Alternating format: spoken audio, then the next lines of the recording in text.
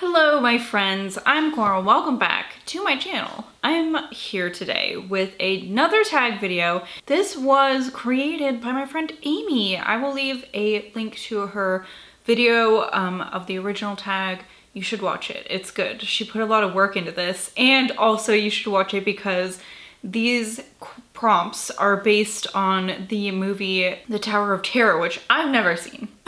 And she has, and she loves it. So, you know, she gives a good explanation on like why these prompts are here.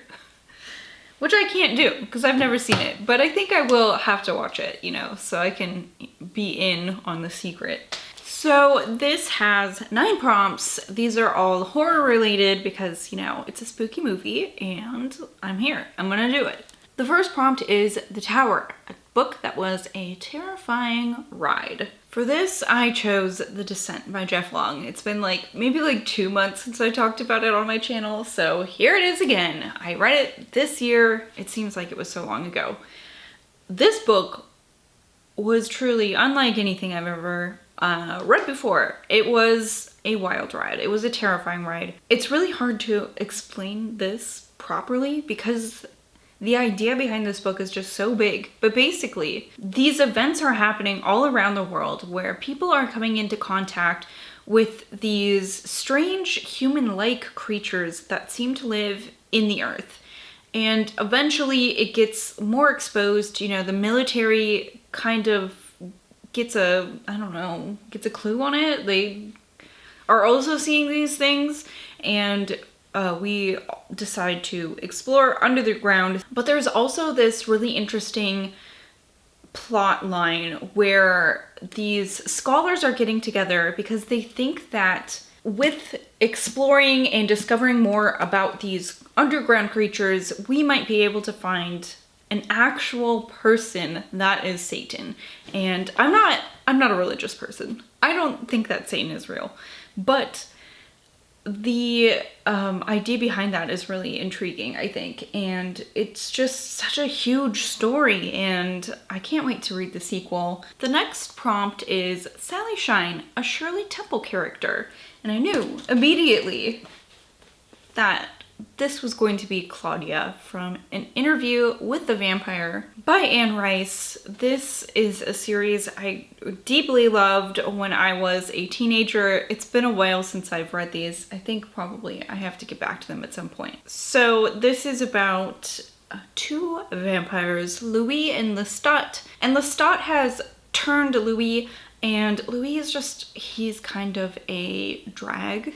He's just kind of a windy whiner, and you know, maybe some of that is justified because maybe he didn't necessarily want to be a vampire, but to kind of appease Louis, Lestat turns a little girl into a vampire as like their daughter, and her name is Claudia, and so she's this forever young, beautiful young girl with, of course, alabaster skin because she is undead, and these beautiful blonde curls, and she's just a little Shirley Temple. The third prompt is Witchcraft, your favorite witchy book. I've chosen for this prompt Wytches by, I should read all the contributors to this, Scott Snyder, Jock, Matt Hollingsworth, Clem Robbins, and David Brothers. And this is a story of like a small town and these terrible, like, bloodthirsty witches come and attack everybody. This is only the first volume.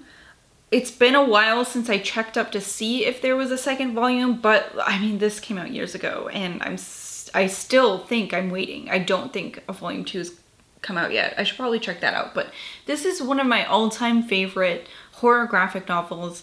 The storyline is just so freaking creepy, and the artwork, while it isn't my favorite, it's a little bit chaotic. It reminds me a little bit of the 30 Days of Night artwork. It's just a little bit chaotic for my taste, but it lends itself well to the story that's happening in this. And if you like graphic novels, if you like horror, I would definitely recommend picking up Wytches. Number 4, I think this might be my favorite question.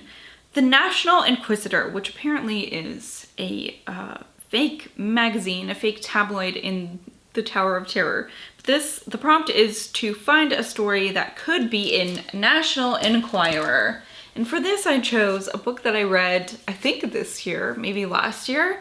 This is Swamp Monster Massacre by Hunter Shea. I have my copy on my Kindle. I feel like this is perfect. I feel like any story with a cryptid would work well for this. But this is about a criminal guy. I think his name was Rooster. And he hijacks a fan boat tour boat in the Everglades while he's trying to get away from some men who are chasing him because of a drug deal gone wrong. And he ends up accidentally crashing the fan boat. And when, you know, the people get off the fan boat to see what they've hit, it turns out that it's like a baby skunk ape. And so the adult skunk apes are very upset by this, by the murder of one of their family members. And so, of course, they seek revenge on the tourists in this fan boat who really, you know, they had nothing to do with this. It was really Rooster. But you know what? They gotta team up and fight these giant swamp apes. But this sounds exactly like a story you might see on the cover of National Enquirer. I think a lot of Hunter Shea's work could be featured on the cover of National Enquirer. Number 5 is Journalism, an Epistolary Tale. For this one, I chose World War Z by Max Brooks.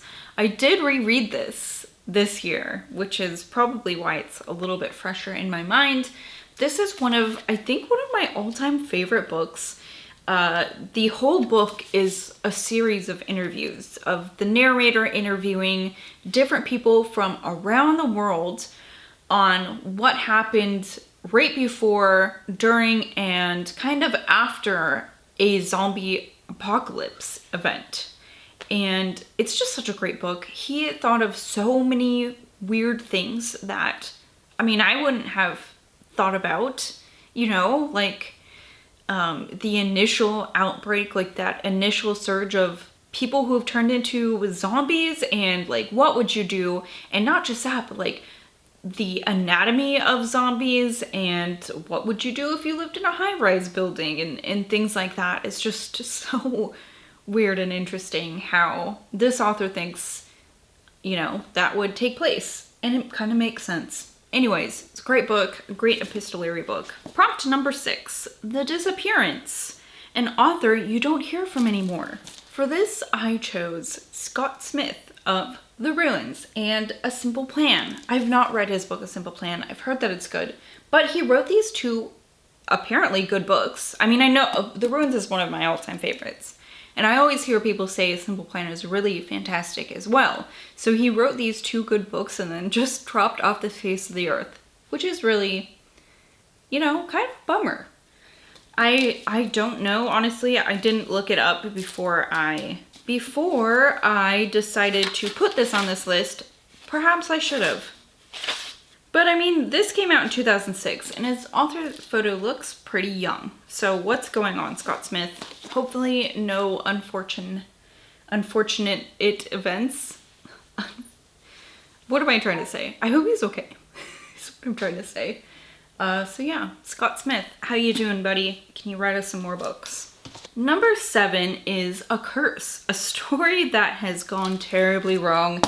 And I really like the way that Amy interpreted this, because if I had just seen that without an explanation, I would think like a plot that had gone terribly wrong. But I think she, you know, the way that she means this is like a group of stories that have gone terribly wrong, I think. For this, I chose Red Queen by Victoria Aveyard. This is not my typical thing that I read on this channel, I don't think. But this I picked up. I picked it up when I was still trying to find like my own taste in reading. I have always been a reader, but mostly I was just reading like books that my mom owned, you know, or I really loved V.C. Andrews, so like I bought her books, so I would read like her books over and over again. I'd read Stephen King over and over again. I'd read Anne Rice. I'd read weird true crime books that my mom owned. But I didn't really have kind of like my own defined reading taste, really. I mean, I found things at the library sometime. But anyways, what I'm trying to say is I mostly read what my parents had. And when I saw this, a YA fantasy, I think this was like the very first YA book I ever read, and like under the label of YA. And I've always really liked fantasy, but this was so much different than the fantasy that I grew up reading, where it was like Piers Anthony and Raymond D. Feast and Mercedes Lackey, you know, older fantasy that was probably published in like the 70s and 80s. So this was like so fast paced.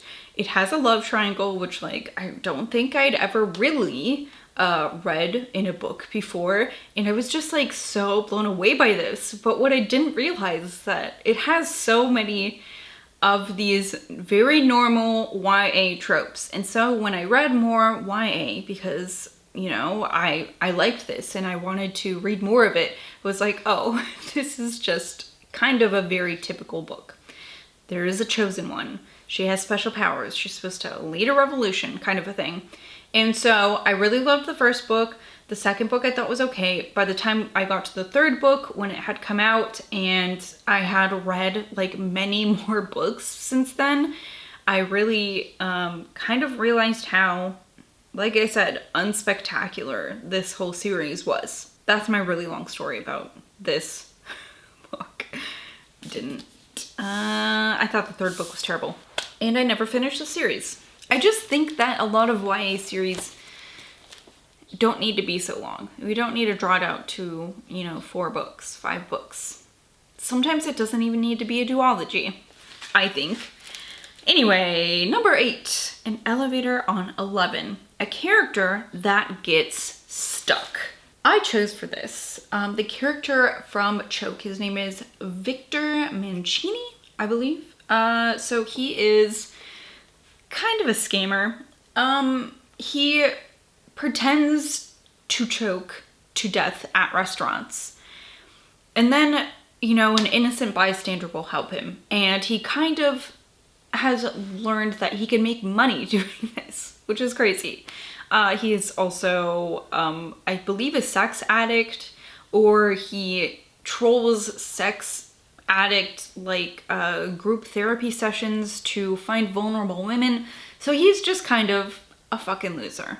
And I think that he is stuck in life. And there is sort of a character arc of sort of like, I don't know if redemption's the right word, but he kind of grows up a little bit during this book.